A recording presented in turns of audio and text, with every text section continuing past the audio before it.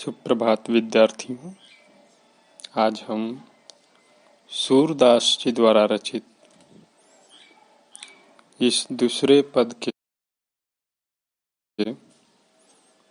गायन और अर्थ को जानेंगे। दूसरे पद में गोपियों की यह स्वीकारोक्ति कि उनके मन की अभिलाषाएं मन में ही रह गई, कैसे और क्यों, यह दूसरे पद में विस्तृत रूप से वर्णन है।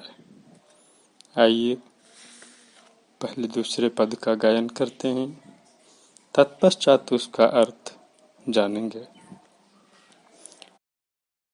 मन की मन ही मांझ रही, मन की मन ही मांझ रही, कहिए जाई कौन पेऊ धो, कहिए जाई कौन पेऊ धो, नाही परत कही,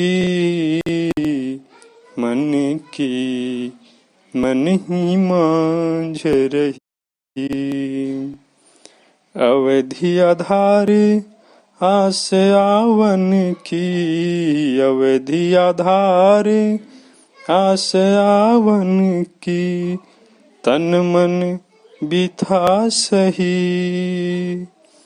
अब इन जोगी संदेशन सुनी सुनी, बिरहनी बिरह दही, मन की मन ही मांझ रही, चाहती हुती गुहार जीती हैं तै, उत तै धार बही, सूरदास अब धीर धरी क्यों, सूरदास अब धीर धरही क्यों, मर्यादा न लही, मन की मन ही मांझ रही, मन ही मन की मांझ रही।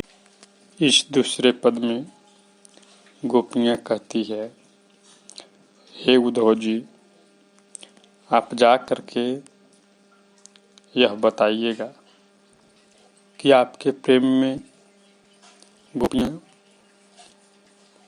मन में ही यह समझ रही है कि हमारी अभिलाषाएं मन में ही रह गई।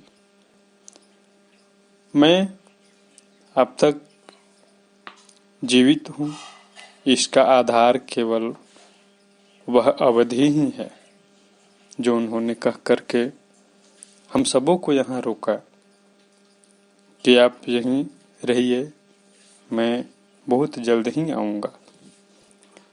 अब आपके द्वारा यह योग संदेश सुन करके और मेरी यह व्यथा और बढ़ गई है। हम सभी गोपियाँ विराग्नि में जल रही हैं। मन करता है कि मैं उनसे रक्षा के लिए गुहार लगाऊं, जिससे वे जिधर भी उनकी पुकार होती है वे दौड़े चले आते हैं। लेकिन सूरदास जी कहते हैं कि अब यह गुहार लगाने से भी क्या फायदा, अब धैर्य धारण करने से क्या फायदा, क्योंकि उनकी वाणी की मर्यादा ही नहीं रही। अतः हमारे मन की इच्छा मन में ही रह गई है।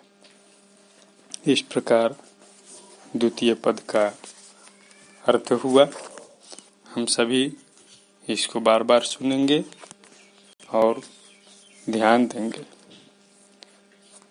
जहाँ कहीं आपको कोई शब्दार्थ अथवा पद के अर्थ न समझ में आए तो आप कृपया जो समय आपको दिया गया है उसके अंतर्गत पूछ सकते हैं। धन्यवाद।